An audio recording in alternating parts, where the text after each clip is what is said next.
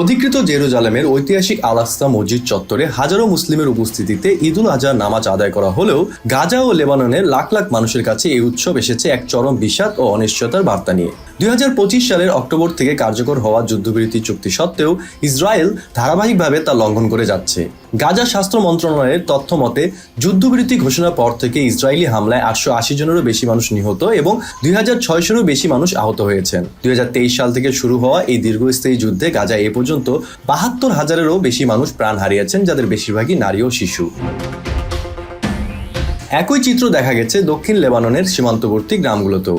একসময় যেখানে ঈদুল আজহা মানে ছিল পারিবারিক মিলন মেলা, সেখানে আজ রাজত্ব করছে শূন্যতা ও ধ্বংসের দাগ। সেবা, কাফার হামাম এবং মার্জ আল জোর গ্রামের স্কুলগুলো এখন বাস্তুচ্যুত মানুষদের আশ্রয় কেন্দ্রে পরিণত হয়েছে।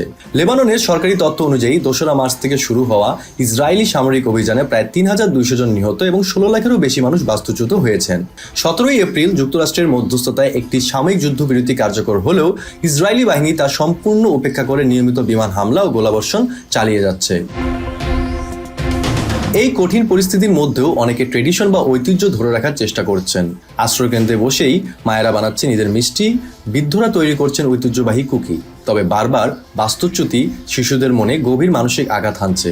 গোলাবর্ষণকে দৈনন্দিন জীবনের অংশ বানিয়েই অনেকে নিজ ভিটে মাটি ছাড়তে অস্বীকৃতি জানিয়েছেন। কল্যাণ ও প্রার্থনার এই উৎসবের দিনে মধ্যপ্রাচ্যের এই যুদ্ধপীড়িত মানুষেরা এখন কেবলই একটি স্থায়ী শান্তির এবং নিজ ঘরে ফেরার আকুল অপেক্ষা করছেন।